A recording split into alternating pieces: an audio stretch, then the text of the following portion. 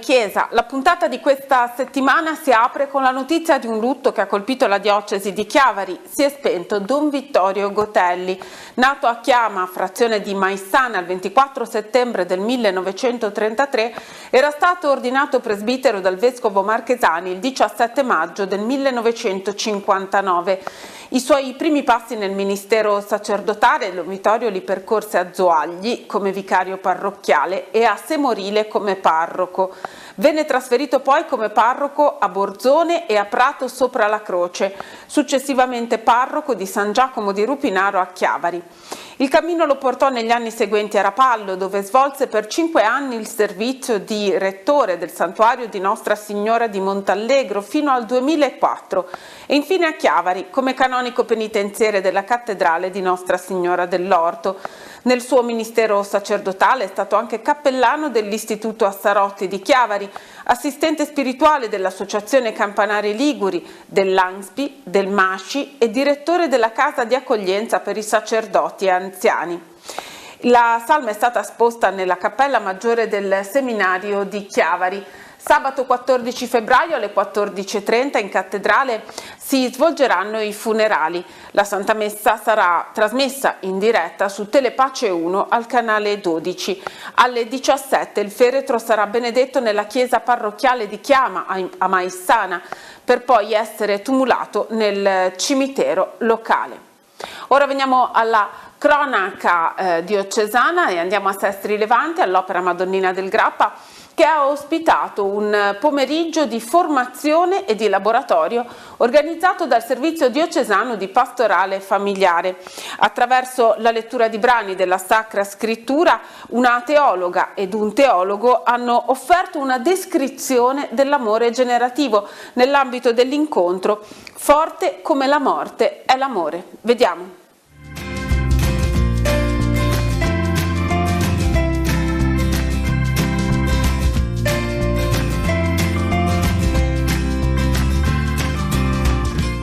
Come il Signore ha offerto l'acqua viva alla Samaritana, l'unica cosa che nessuno le aveva mai dato, così ogni discepolo maturo è felice quando con la sua parola, ma soprattutto con la sua vita, indica all'altro la strada che porta all'acqua e lo fa senza attese e senza pretese. Così il vescovo della diocesi di Chiavari, Gianpio De Vasini, ha introdotto a Sestri Levante l'incontro dal titolo Forte come la morte è l'amore, organizzato dal gruppo del Servizio di Pastorale Familiare. Circa 160 persone hanno seguito con attenzione la relazione della teologa Lucia Vantini e del moralista Don Roberto Massaro, un dialogo a due voci che, seguendo una traccia ma proponendo talvolta suggestioni a braccio, ha proposto un'analisi che, partendo da Vecchio e Nuovo Testamento, ha gettato luce su quello che la Chiesa ha sempre custodito, l'amore che genera, in quanto capace di far cogliere aspetti del reale che altrimenti resterebbero nascosti. Il cristianesimo è una religione fondata sull'amore, su un Dio che ha tanto amato il mondo da dare suo figlio, e se non teniamo conto di questo significa che stiamo tradendo in tanti modi quella che è la buona notizia. I cambiamenti sono tanti nel contesto attuale, però tornando all'origine noi possiamo capire che cos'è l'essenziale e anche trovare il coraggio per interrompere alcuni schemi di ripetizione stanca, stantia, irrigidita, di cui potremmo liberarci proprio perché, come un profumo di nardo, ancora una volta la buona notizia possa raggiungere le vite.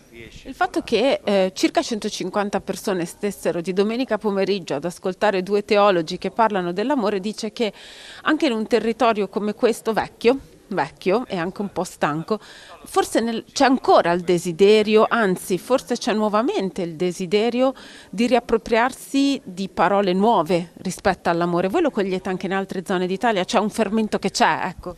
Secondo me il fermento c'è e si percepisce, anche se stiamo in un contesto in cui non è facile riuscire a creare alleanza e a rigenerare ciò che è consumato in nuove parole, in nuove pratiche. C'è molta preoccupazione all'interno della Chiesa in riferimento al fatto che c'è uno scarto tra generazioni, si fa fatica a trasmettere ciò che ci sta a cuore, ma il fermento c'è e riguarda non a caso ciò che possiamo condividere. L'amore è un'esperienza che riguarda ogni vita e la religione deve essere a servizio di questa esperienza e non una forma di distruzione o di costrizione di ciò che è davvero vitale, ed è vitale perché l'amore fa vedere ciò che altrimenti non si vedrebbe, e l'amore è capace di tirar fuori il meglio dalle vite e dalle storie. Tra le varie cose che avete detto c'è stato un inciso a un certo punto sul tema dei giovani, e li abbiamo persi questi giovani? Cioè dobbiamo darli per spacciati? Allora, c'è chi ha parlato dei giovani come della prima generazione incredula, ma c'è anche chi ha fatto degli studi, penso a Rita Bichi, a Paola Bignardi, dove emerge con grandissima chiarezza che i giovani non sono privi di spiritualità. Quello che è cambiato è la codificazione religiosa di questa spiritualità, ma se noi torniamo alle esperienze radicali, che sono affettive, che sono di perdita, di elaborazione della mancanza, che sono di gioia e di tristezza, che sono di bisogno di comunità, sia sul piano del riconoscimento sia sul piano del formare legami, c'è possibilità di un ritorno e di non solo un ritorno a casa, diciamo così, ma proprio di una riconfigurazione benefica di quello che sentiamo essere vitale. Dopo l'ascolto delle relazioni, i partecipanti si sono divisi in gruppi di lavoro per mettere a tema, a partire dalla propria storia personale, le risonanze a quanto ascoltato. Il cristianesimo è sempre stato una religione del corpo e non può separarsi da questo che è un dogma di fede, perché Dio si è fatto carne in Gesù Cristo, e da quel momento in poi è impossibile pensare che la tradizione cristiana possa discostarsi da questa attenzione profonda alla corporeità. Questo purtroppo forse lo abbiamo perso più perché ci siamo ancorati alla nostra tradizione culturale, che è anche figlia della filosofia greco-romana, che ha guardato con sospetto il corpo, come prigione il corpo, ma in realtà non può essere così per il cristiano. Il cristiano vive la sua esperienza di fede e la vive come un'esperienza corporea, dalla liturgia, che ci invita a dei gesti corporei come l'inginocchiarci, lo stare in piedi o il metterci seduti, sino all'amore che va vissuto in quanto corpo. Pensiamo alla straordinarietà dell'esperienza di Francesco d'Assisi, che per dimostrare l'amore di Dio al lebbroso lo abbraccia, lo stringe a sé. La Chiesa oggi può sostenere un amore generante? Mi viene anche da chiedere se questa è un'esperienza che il singolo cristiano può fare, voglio dire, senza aspettarsi che sia l'istituzione a dare un'indicazione, ecco. Certamente, ma anche questo, noi quando parliamo della fede parliamo come una fede, come l'essere generati alla fede, e il battesimo, che è la porta d'ingresso della fede cristiana, è un atto generativo, ma non solo, l'amore generante è quell'amore che noi apprendiamo anzitutto da un Dio che è la fonte del nostro amore, e nello stesso tempo lo apprendiamo anche dalla necessità di vivere questo amore di Dio nella nostra vita. Amatevi come io vi ho amato, il comandamento di Gesù nel Vangelo di Giovanni. Che cos'è se non una catena ininterrotta di un amore generativo? E il cristianesimo non cresce per proselitismo, cresce per attrazione, e cresce grazie all'attrazione di un amore capace di generare, di portare alla fede tanti figli e figlie di Dio. L'incontro di oggi si inserisce in un cammino molto ampio che è iniziato diverso tempo fa, che coinvolge tantissime persone in diocesi, e mentre stiamo parlando queste persone sono riunite in gruppi di lavoro. Questo è uno stile utile per quello che lei vede girando l'Italia, voglio dire. Può essere questa una strada interessante perché queste parole diventino carne? La strada più interessante di questo lavoro laboratoriale è la modalità, che non è solo quella del suddividersi in gruppetti, che è standard, ma è quella del partire dal racconto delle proprie esperienze, dal partire dalla condivisione delle proprie gioie e delle proprie difficoltà nell'amare. Io credo che sia la condivisione delle nostre vite il metodo principale per scoprire anche la bellezza di una fede, di un cammino di fede, di un cammino nell'amore umano, che è sempre graduale, che ha bisogno costantemente di crescere, e si cresce all'interno della comunità. Il cristianesimo è la religione del corpo, ma è anche la religione della comunità, dei corpi che si incontrano, che amano e pregano insieme. Quindi insomma partire da sé, dalla propria esperienza, e non aver paura di condividerla. Esatto, e soprattutto riconoscere le storie di ogni singolo individuo come storie in cui è vivo e presente il Signore che parla a ciascuno di noi. La registrazione integrale dell'incontro Forte come la morte è l'amore sarà trasmessa domenica sera a partire dalle 21:30 su Telepace 1 al canale 12. Si è aperto nei giorni scorsi a Genova l'anno giudiziario del Tribunale Ecclesiastico Interdiocesano della Liguria.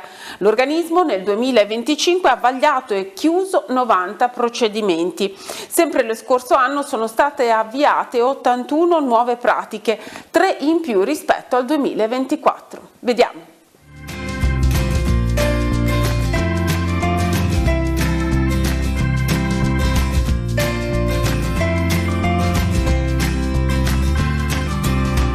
Una crescita lenta ma costante. Anche nel 2025 l'attività del Tribunale Ecclesiastico Interdiocesano Ligure è aumentata, facendo registrare 81 nuove cause di nullità, 3 in più rispetto al 2024. Il dato è emerso durante la cerimonia di inaugurazione nella Cattedrale di San Lorenzo a Genova dell'anno giudiziario, alla presenza dell'Arcivescovo Monsignor Marco Tasca. Io credo che ci siano tanti motivi, ovviamente, ma credo che il motivo fondamentale sia quello di come anche noi, io parlo adesso di Chiesa, aiutiamo queste coppie ad arrivare alla decisione del matrimonio.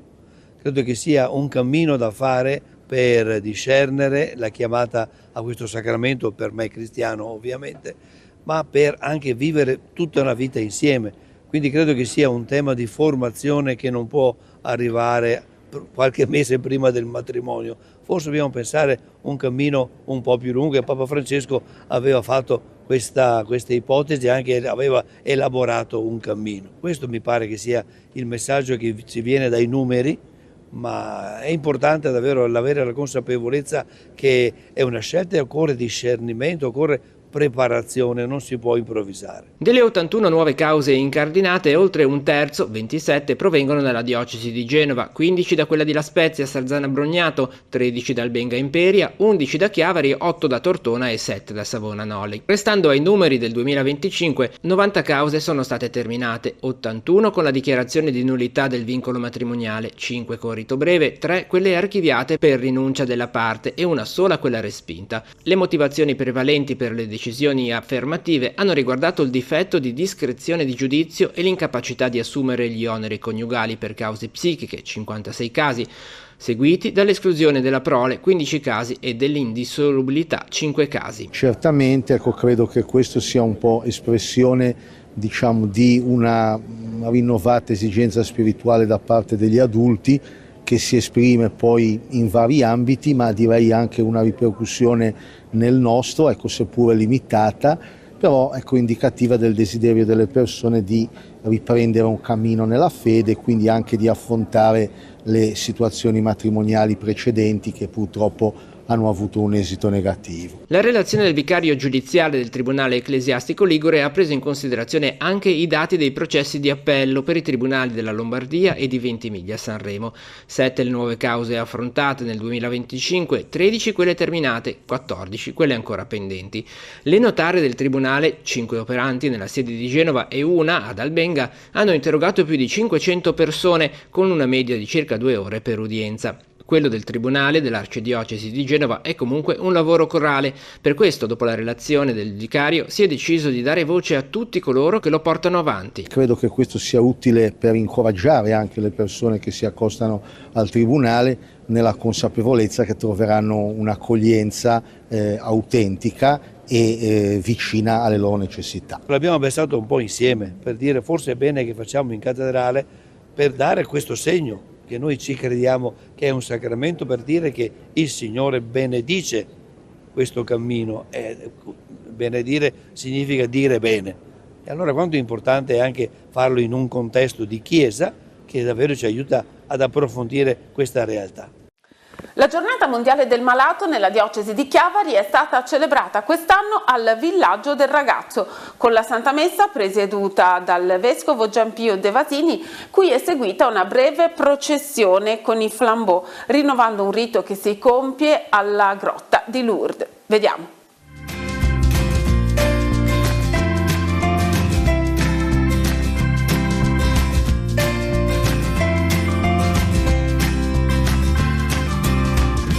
piccola Lourdes dove i riti e i gesti assumono un significato profondo per gli ammalati e per chi li accompagna. Al centro di San Salvatore è stata celebrata la giornata mondiale del malato, ripristinando un'antica tradizione nell'anno in cui il villaggio del ragazzo taglia il traguardo degli 80 anni di attività e nel ventennale dalla partenza per il paradiso del fondatore Don Nando Negri. L'unico sentimento che voglio dire è che io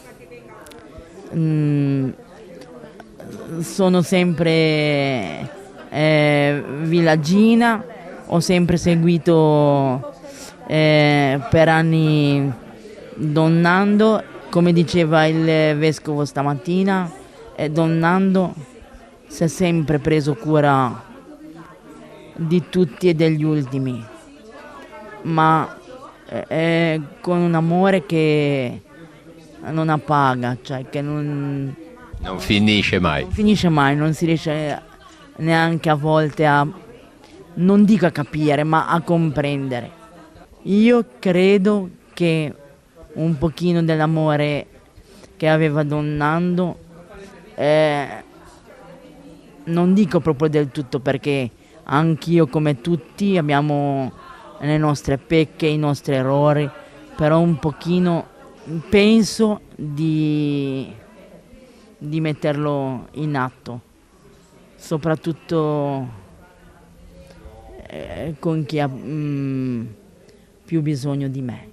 Ringrazio anche Don Nando perché ci ha permesso di fare questa bella messa, cioè in questa bella giornata. Sempre in ricordo suo, perché lui in ogni momento della nostra vita e della giornata ci guarda, ci consola e ci aiuta. Il momento di preghiera semplice e raccolto è stato organizzato dall'Ufficio Diocesano per la Pastorale della Salute e dalla locale sottosezione dell'Unitalsi, che proprio in questi giorni sta compiendo un pellegrinaggio a Lourdes. L'Unitalsi è particolarmente legata a questa giornata che quest'anno abbiamo portato di nuovo al villaggio del ragazzo in collaborazione con la Pastorale della Salute. È una bella tradizione che abbiamo fortemente voluto in quest'anno in occasione dell'80° anniversario del villaggio. È una bella giornata perché ci avviciniamo all'11 febbraio, che è l'anniversario delle apparizioni a Lourdes. Un nostro pellegrinaggio partirà martedì e quindi un bel momento per stare insieme. Ecco, una sentita celebrazione, direi, dal vescovo con tanti sacerdoti vicino. Sì, esatto, siamo rimasti molto colpiti da questa partecipazione. Abbiamo visto numerosi sacerdoti che collaborano sia con la nostra associazione sia con la Pastorale della Salute, e questo è un bel segno, perché camminando insieme, diciamo, ci sosteniamo un pochino l'uno con l'altro e con tutte le altre associazioni e realtà legate appunto alla pastorale, quindi veramente un bel momento di comunione. Ecco, voi siete una testimonianza quotidiana di essere vicino all'altro. Sì, noi organizziamo pellegrinaggi, ma la nostra associazione vive durante tutto l'anno. Non ci fermiamo solo ai pellegrinaggi a Lourdes o negli altri santuari, ma collaboriamo con tutte le realtà caritative della nostra diocesi, con la Caritas, con il villaggio del ragazzo, con la Pastorale della Salute, quindi viviamo questi momenti durante tutto l'anno. La figura del Samaritano, nella sua tenerezza e compassione, è stata il riferimento a cui il vescovo Giampio De Vasini ha rimandato i presenti, ponendo una domanda. E io sarò capace di fermarmi? Che vuole dire, e io sono umano? Un po' come le figure che tirano dritto vedendo quell'uomo che non ha una denominazione particolare, malcapitato, sono talmente presi da sé, dalle proprie interessi, dai propri progetti, che non vedono, non sanno vedere la persona. È un po' questo accentrare su di sé che diventa incapacità di vedere l'altro. Nel farci prossimi, poi in realtà scopriamo anche noi stessi, che è proprio questo cambio di sguardo del Vangelo che dice che è il mio prossimo, che è la domanda del dottore della legge, Invece a chi io mi faccio prossimo, in fondo scopro anche chi sono, scopro la parte un po' migliore, ecco, di me, questo lo dico io, insomma, ma credo che sia un po' questo, proprio trasformazione dello sguardo che diventa trasformazione nel prendersi cura dell'altro, ma in fondo anche prendersi cura di noi stessi. Tra l'altro è significativo anche il luogo di questa Santa Messa di quest'anno, proprio in ricordo a Don Nando, che lui credo che sia una bella testimonianza in questa direzione. Ma ci sono 3 come dire, lati di questa cosa che mi sembrava bella l'occasione, gli 80 anni in quest'anno della fondazione del Villaggio del Ragazzo, i 20 anni dalla scomparsa, della fine della vita terrena di Don Nando, ma anche un po' ricollegarsi con la festa dell'11 con la memoria dell'11 di febbraio, con Lourdes, che è stato un luogo importante ovviamente per gli ammalati, al punto che la giornata mondiale del malato, che quest'anno viene celebrata in modo solenne in Perù, è proprio fissata al giorno 11 di febbraio, e però Don Nando ha avuto sempre un cuore molto nutrito dai pellegrinaggi a Lourdes, che mi pare che fosse anche un tratto un po' caratteristico del suo modo di essere cristiano, di essere credente, di essere prete, di essere guida nell'incontro con il Signore. E quindi mi sembra che mettiamo insieme 3 aspetti che sono preziosi poi per tutta la diocesi, non solo per l'opera, insomma, che è comunque importantissima per la diocesi, per la gente, ma anche ricollegarsi con le radici che hanno dato, insomma, fiato, ed è importante che come diocesi non le perdiamo.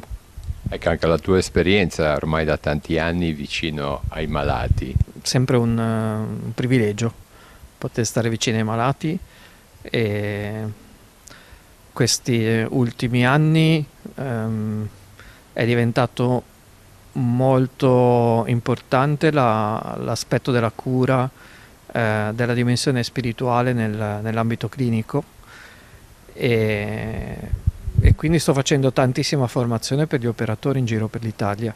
Ogni tanto chiedo al Signore di farsi capire se è proprio questa la strada migliore, perché vuol dire che spesso sono fuori sede, e portando una competenza che sta crescendo. E ecco, non so, un giorno al vescovo ho detto: ma non so se tutti si rendono conto di quello che sto facendo, perché a volte sono appunto meno presente qua con l'aiuto degli altri, c'è una presenza di cura spirituale e religiosa che viene comunque assicurata, però stiamo facendo anche tanta ricerca. C'è stato un momento in cui il lato spirituale è stato curato da persone che non hanno un'esperienza cristiana, e siamo stati proprio tagliati fuori rispetto ad una competenza. È come se fossimo molto competenti nella sacramentalità, ma poco competenti nell'accompagnamento. Oggi non siamo tanti preti che si occupano di questa cosa, ma ci siamo. Domenica 15 febbraio la parrocchia genovese di San Siro di Struppa accoglierà le telecamere di Teleradio Pace per la trasmissione della Santa Messa in diretta. L'appuntamento sarà alle 11 su Telepace 1 al canale 12. Domenica scorsa invece è stata la volta della parrocchia di Bacenza a Chiavari.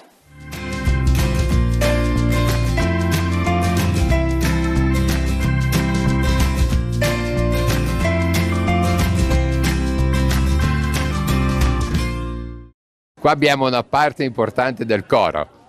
Sergio, che insegno per modo di dire, le nuove leve, perché abbiamo 3 chitarristi giovani, bravissimi, molto più bravi di me, che devono un po' prendere confidenza, però almeno è bello avere dei giovani che portano avanti le cose, perché io tiro ad andare in pensione, quindi voglio smettere anche di suonare. Poi sai che in queste cose non si va mai in pensione? No, assolutamente, però io me li sono creati, no? Ho fatto il lavoretto, ne abbiamo 3, ma proprio bravi. Questo è uno, Matteo, che è l'ultimo arrivato, il più giovane, però li massacriamo, li facciamo suonare.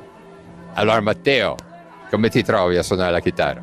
Beh, è bello suonare la chitarra in chiesa, comunque suonare la chitarra è una mia passione da molto tempo, la suono da quando ero alle elementari e quindi suonarla anche in chiesa in questo contesto è una bella esperienza, veramente una bella esperienza. Siete bravissimi, poi tutti i giovani insieme, credo che è bello suonare insieme, no? Sì, è bello suonare insieme in un gruppo dove comunque non sono così tanto il più piccolo, perché sono più piccolo di un anno di un altro chitarrista e comunque siamo tutti bravi e ci troviamo molto bene insieme a suonare. E delle che alzo l'età media, tranquillo, sono io. E delle cantanti cosa dici, Matteo? No, sono un bel bravi. gruppo. Sì, un bel gruppo, un bel gruppo. Insomma, c'è il costretto a dirlo perché sono vicino, quindi è costretto. Ora non siamo riusciti a coinvolgere Gino, il nostro direttore di coro, che è scappato, però è un po' merito suo che sceglie i canti e poi li manda sul gruppo, così noi ci prepariamo, sappiamo cosa dobbiamo cantare alla domenica e siamo organizzati, ecco. È tutta un'organizzazione abbastanza calibrata e organizzata. Col beneplacito del Don Giacomo sicuramente. No, ma si sente che ci mettete il cuore, è bella animata la messa. Sì, cerchiamo di coinvolgere anche i ragazzini del catechismo quando ci sono. Ora ci sono i gruppi che cantano di più, quelli che cantano di meno, però il canto è sempre un bel legame, un bel legante, ecco. Da sempre qua a Bacezza? Sì, da tanto tempo che cantiamo qua a Bacezza con loro che suonano la chitarra e coinvolgiamo i bambini. Sì. E la vita parrocchiale?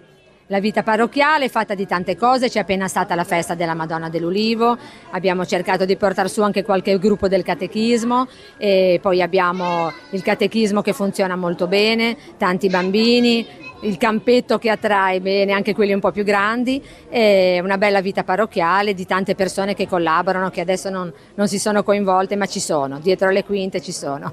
Cosa dicono le catechiste a Bacezza?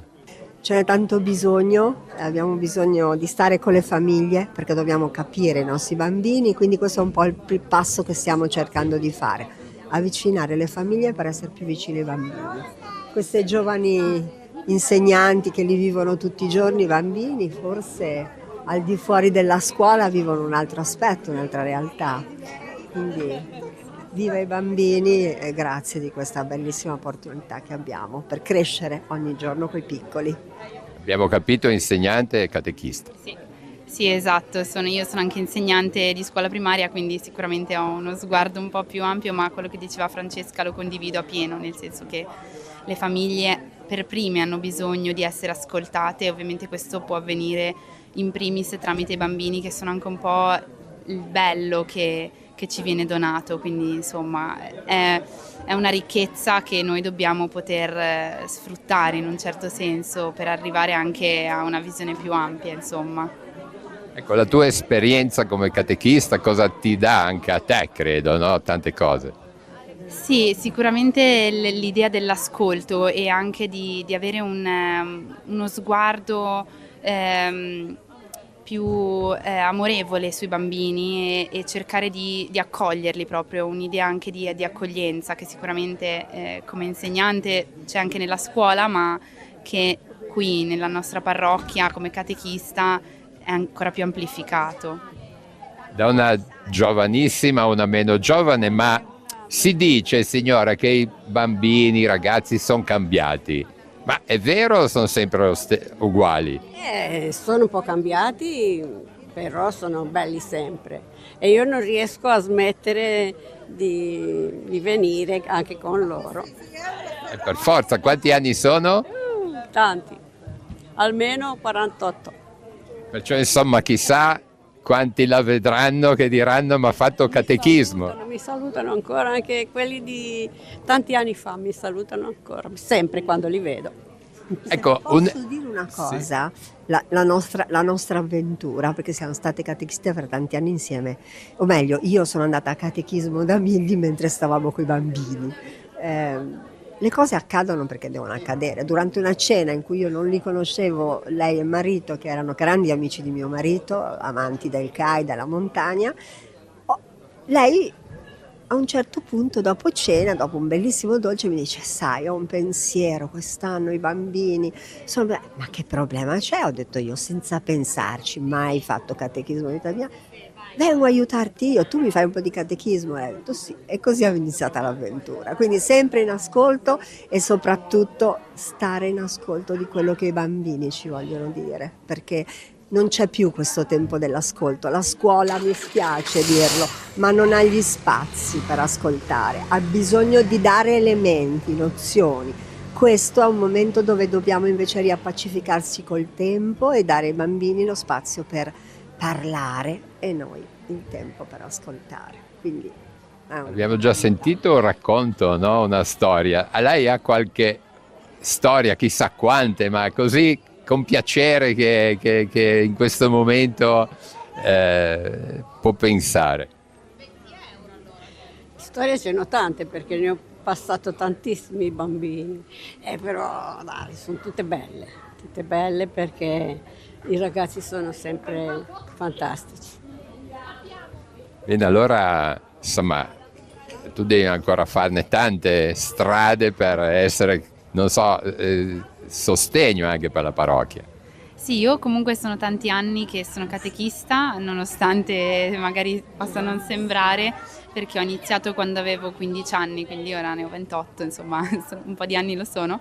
E infatti sono stata prima catechista che insegnante ed è stato proprio da lì che è nato poi anche il mio percorso successivo, e quindi insomma in un certo senso è stato anche un po' il mio primo momento questo, e che a me per prima come insegnante ha dato veramente tanto, mi ha anche allargato un po' lo sguardo e mi ha permesso di capire anche quelli che fossero i miei desideri e poi la mia futura strada lavorativa, oltre che coi bambini naturalmente. Dunque se capita bisogna dire sì a un'esperienza così in parrocchia, di fare catechista o comunque impegnarsi. Assolutamente sì, io sono stata prima animatrice, poi catechista ed è nato tutto lì, insomma, e per me è stato veramente un percorso bello che mi ha dato tanto personalmente e spero a mia volta di aver dato anche qualcosa, aver seminato qualche cosina anche ai bambini e poi ai ragazzi. Salvatore, qua dopo messa c'è il campetto, in qualche modo raduna i genitori. Sì, infatti, sì, è una cosa buona per loro che crescono, Chiesa e sport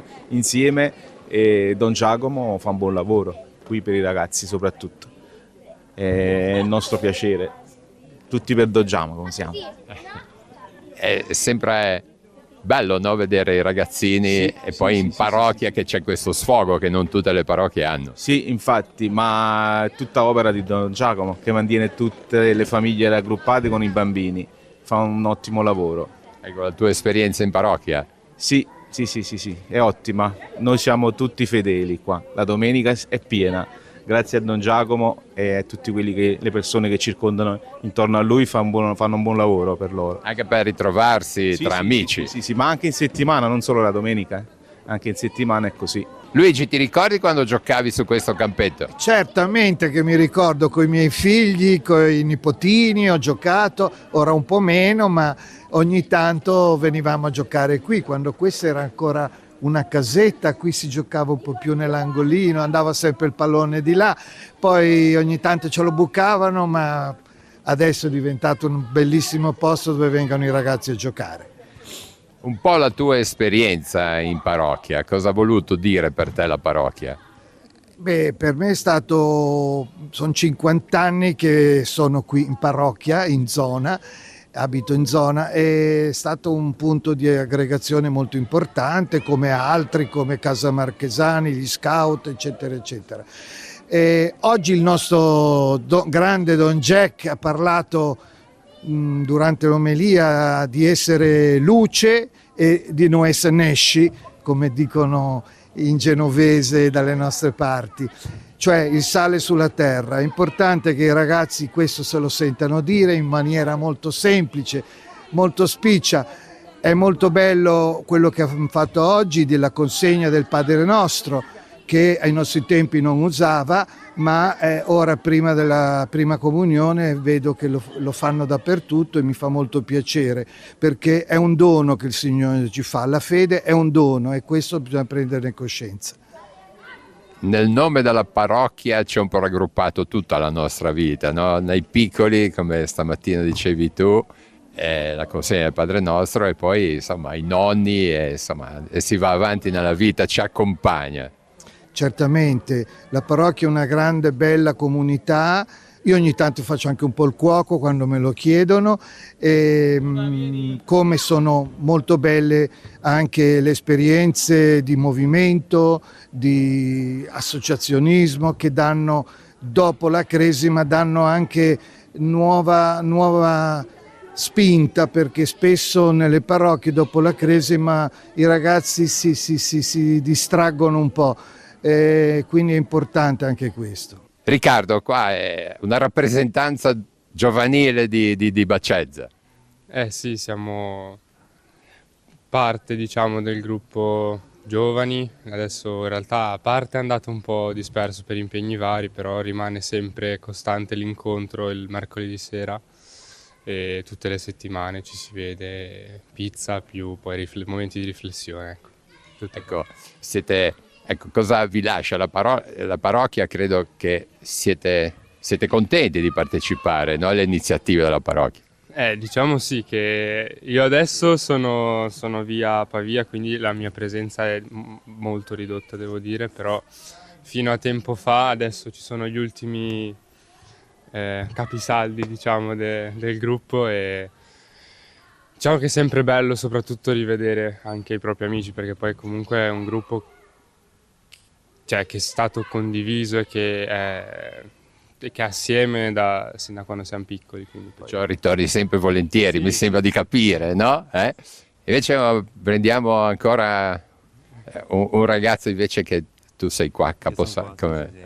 Io sono qua della vecchia guardia, siamo rimasti un po' in pochi, però ci sono anche un folto gruppo di giovani, dei giovanissimi, che sono parte integrante e ci stanno aiutando col loro entusiasmo sempre di più anche a noi un po' più vecchiotti, diciamo, a organizzare un po' tutte le attività che fa la parrocchia, e anche i campi, ad esempio estivi, che sono parte integrante anche del nostro percorso. Vedrete che per tutta la vita vi ricorderete, quando eravate giovani, di questi anni vissuti e di tutte le belle iniziative in parrocchia. Cosa dici? Sì, no, assolutamente, quello proprio indubbiamente, cioè i più bei ricordi forse sono anche legati ai campi, a queste esperienze qua parrocchiali insieme, perché poi a parte un momento di preghiera, ma anche un momento poi di condivisione, come dire, di emozioni, di cose umane, ecco, bello. Sì. Don Giacomo, questa domenica Telepace a Baccezza è una domenica anche significativa per voi. Sì, ma ogni domenica, ogni Eucaristia è significativa, però un po' anche per coinvolgere questi ragazzi anche del percorso del catechismo e le loro famiglie, un po' anche come indicazione della diocesi facciamo le varie consegne, non dico tutte le domeniche, ma soprattutto dopo Natale fino a Pasqua, fino a Pentecoste, quasi tutte le domeniche i ragazzi del catechismo sono un po' coinvolti, perché l'Eucaristia la vivono meglio se sono partecipi. Oggi abbiamo fatto la consegna del Padre Nostro ed è bello che le famiglie, vedo anche che i nonni vengono, come non è più solo la festa per la prima comunione o la cresima, ma un po' tutto il percorso, allora la comunità si arricchisce un po' di più. Ecco, ci hai lasciato 3 parole. Direi il sale, la luce e le opere buone. Insomma, sono impegnative però. Sì, non le lascio io, ma ce le lascia il Vangelo, Gesù. Sono impegnative, io penso che però la prima cosa è partire da quello che siamo e che facciamo già, perché chi più chi meno però impegno ne facciamo già. Io penso che quasi tutti abbiamo nelle nostre case chi ci obbliga quasi a farle le opere buone, ma anche nei nostri servizi, nel volontariato, penso anche a Telepace, ma ogni nostra famiglia, comunità, partire da quello che c'è, da quello che già si fa e magari farlo con un po' più consapevolezza che si è sale e luce, farlo un po' con meno lamento, farlo con più accoglienza anche di altri, con più coinvolgimento, già questo è una cosa importante, e perché questo contagia. Io credo che le opere buone fatte da uno contagia altri che possono farle, che possono rendersi conto, e poi questo sì, è impegnativo oggi come oggi essere un po' meno cattivi, un po' meno egoisti, perché quello lo sappiamo fare e c'è istintivo.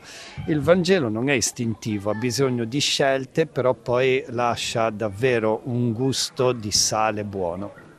Don Giacomo, ancora una volta questa mattina con le nostre telecamere stiamo dando testimonianza al bello della parrocchia. Si vive insieme l'Eucaristia, si prega, molto animata, si canta e poi dopo c'è questo stare insieme e non ultimo il campetto che si vedono ancora adesso i bambini. Ecco, è bello essere parrocchia.